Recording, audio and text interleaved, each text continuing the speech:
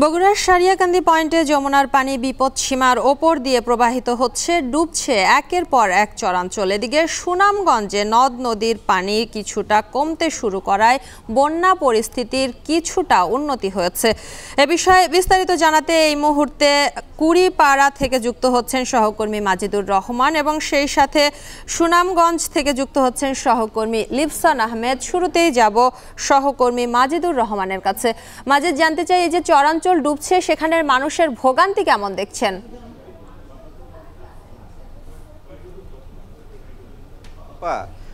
গত ২৪ ঘন্টায় কিন্তু ৫৬ সেন্টিমিটার পানি বেড়েছে। অর্থাৎ উত্তরের যে ঢল, সেই ঢলের কারণে কিন্তু হু হু করে পানি বাড়ছে এই যমুনার যে চরাঞ্চল সারিয়াকান্দি এই অঞ্চল, তারপরে ধনট এবং সোনাতলা এলাকায়। আর এই চরাঞ্চলের যে মানুষগুলো রয়েছে সে মানুষগুলো কিন্তু একের পর এক ডুবতে শুরু করেছে। অর্থাৎ তাদের বাড়িঘর থেকে আরম্ভ করে সব কিছুই যেন তারা একটা অসহনীয় পর্যায়ে রয়েছেন। বিশেষ করে যারা চরাঞ্চলে বসবাস করেন তারা গতকাল থেকে এখানে যে তাদের যে খাবারের যে অবস্থা, সেটা কিন্তু এখন পর্যন্ত কোনো চুলোই তারা জ্বালাতে পারেননি। আর সরকারি তরফ থেকে কোনো শুকনো খাবার কিংবা কোনো খাবার এখানে ব্যবস্থা করা হয়নি।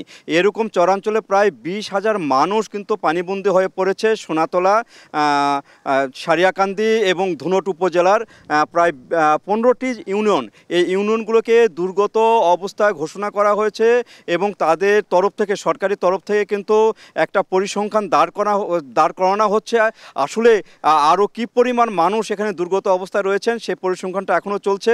পাশাপাশি যে কৃষি জমি, বিশেষ করে এখানে পাট, কিছু আউশ ধান, বাদাম, তিল, এই টাইপের যে শস্যগুলো এখানে বর্তমান কিছুদিন পরে যে কৃষকের ঘরে আসার কথা ছিল, সে শস্যগুলো কিন্তু ডুবতে শুরু করেছে। আর এখানে চরাঞ্চলে আরেকটি তারা বেশি করে লালন পালন করে, সেটি হচ্ছে গরু ছাগল। সেই গরু ছাগলগুলোকে কোথায় রাখবেন সেটি নিয়েও কিন্তু তারা একটু চিন্তার মধ্যে আছেন। ইতিমধ্যে কিন্তু কিছু কিছু মানুষ যে উঁচু জায়গাগুলো রয়েছে, আশ্রয় কেন্দ্র রয়েছে, সেখানে কিন্তু আশ্রয় নেওয়া শুরু করেছেন এবং এখানকার যে স্থানীয় প্রতিনিধি তারা বলছেন তারা একটি ব্যবস্থাপনা রেখেছেন কে কোথায় আশ্রয় নেবে, এইভাবে তারা একটা প্রস্তুতিও নিয়েছেন। তবে উপজেলা প্রশাসন তরফ থেকে এখন পর্যন্ত কোনো খাবারের ব্যবস্থা করা হয়নি। তারা দেখছেন হয়তো আজকে না হলেও কালকে হয়তো তারা খাবারের ব্যবস্থা করবেন। তো এইভাবে কিন্তু পানি বাড়া অব্যাহত রয়েছে এবং প্রচুর পরিমাণে পানি বাড়ছে। এই অব্যাহত যদি কাল পর্যন্ত থাকে আরও অসহনীয় পর্যায়ে পড়তে পারে চরাঞ্চলে অন্য চরের মানুষগুলোতে। এই ছিল শম্পা আমার কাছে বগুড়ার যে চরাঞ্চল, সেখানে কিভাবে মানুষ রয়েছে তার সর্বশেষ একটি অবস্থা। বগুড়া থেকে বন্যা পরিস্থিতির খবর জানাচ্ছিলেন সহকর্মী মাজিদুর রহমান। এবারে যেতে চাই সুনামগঞ্জের সহকর্মী লিপসান আহমেদের কাছে। লিপসান, আমি দেখছিলাম যে আপনি জানিয়েছেন সকাল থেকে পানি কিছুটা কমেছে বন্যার এবং সেখানে এখন যে রাস্তাঘাট সড়কের ভাঙা পরিস্থিতি সেটি অনেকটাই দৃশ্যমান হচ্ছে। এক্ষেত্রে যোগাযোগ ব্যবস্থা কতটা ব্যাহত হচ্ছে?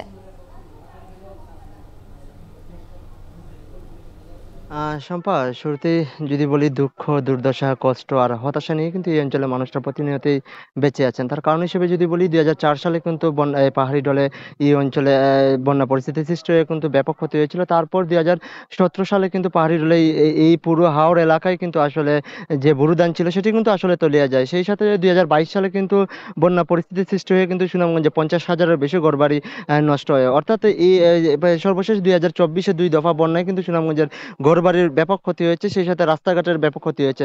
তবে একটি বিষয় জানিয়ে রাখি, এই যে বছরে বছরে এই সুনামগঞ্জে মানুষের কষ্টের গড়ায় এই ঘরবাড়ি আসলে বানের জলে আসলে ভেসে যাচ্ছে। এর ফলে কিন্তু তারা অনেকটাই অসহায় হয়ে পড়ছেন। তারা যেটি বলছেন যে যেহেতু এটি হাওড় এলাকা, কেউ কৃষিকাজ করে ঘরবাড়ি নির্মাণ করছেন, কেউ ধার দেনা করে, কেউ বা মহাজনের কাছ থেকে চড়া সুদে টাকা এনে। তো এইভাবে আসলে তারা যেভাবে ঘরবাড়ি নির্মাণ করছেন কিন্তু সেই ঘরগুলো আসলে বানের জলে ভেসে যাচ্ছে, যার ফলে কিন্তু তারা অনেকটা হতাশা নিয়ে এখন জীবনযাপন করছেন। পাশাপাশি যেহেতু বলে এখন কিন্তু সুনামগঞ্জে বন্যা পরিস্থিতির উন্নতি হয়েছে, সেই সাথে যোগাযোগের যে ব্যবস্থা, যেহেতু গত ৫ দিন ধরে কিন্তু সুনামগঞ্জের সাথে তাইপুর উপজেলা সরাসরি সড়ক পথে যোগাযোগ বিচ্ছিন্ন ছিল, এখন কিন্তু সেটি সচল হয়েছে। তবে এই যে সড়ক যে ভাঙা, তারা কিন্তু অনেক কষ্ট করে, আমরা কিন্তু সকালেও জানিয়েছিলাম, এখনো যদি বলি যে তারা কিন্তু অনেক কষ্ট করে এই ভাঙা সড়ক পাড়ি দিয়েই কিন্তু তাদের গন্তব্যস্থানে পৌঁছাচ্ছেন। তবে জেলা প্রশাসনের পক্ষ থেকে যেটি বলা হচ্ছে, যেহেতু সুনামগঞ্জে বন্যা পরিস্থিতি উন্নতি হচ্ছে, সেই ক্ষেত্রে তারা ক্ষয়ক্ষতির যেগুলো রয়েছে সেগুলো আসলে তারা চিহ্নিত করবেন, এমনকি যাদের ঘরবাড়ি সবচেয়ে বেশি ক্ষতিগ্রস্ত হয়েছে তাদেরকে আসলে তারা সহায়তা দেওয়ার চেষ্টা করবেন। তবে পানি উন্নয়ন বোর্ড যেটি বলছে যে গত 24 ঘন্টায় আসলে সুনামগঞ্জে বৃষ্টির তেমন কোনো আসলে আগামী 24 ঘন্টা বৃষ্টির কোনো সম্ভাবনা নেই। পাশাপাশি এই ভারতের চেরাপুঞ্জিতে কিন্তু গত 24 ঘন্টায় মাত্র 64 সেন্টিমিটার বৃষ্টিপাত হয়েছে, যার ফলে কিন্তু পাহাড়ি ঢল কম নামায় কিন্তু এই অঞ্চলে আসলে যে বন্যা পরিস্থিতি সেটা কিন্তু আসলে উন্নতি হচ্ছে। তো সব মিলিয়ে বলা যায় যে পাহাড়ি ঢলের যে পানিতে কিন্তু এই অঞ্চলে মানুষের যে জীবন সেটা কিন্তু আসলে অতিষ্ঠ হয়ে উঠেছে। শম্পা। সুনামগঞ্জে বন্যার কারণে সড়ক পথ অনেকটাই ক্ষতিগ্রস্ত হয়েছে, সেই খবর জানাচ্ছিলেন সহকর্মী লিফসান আহমেদ।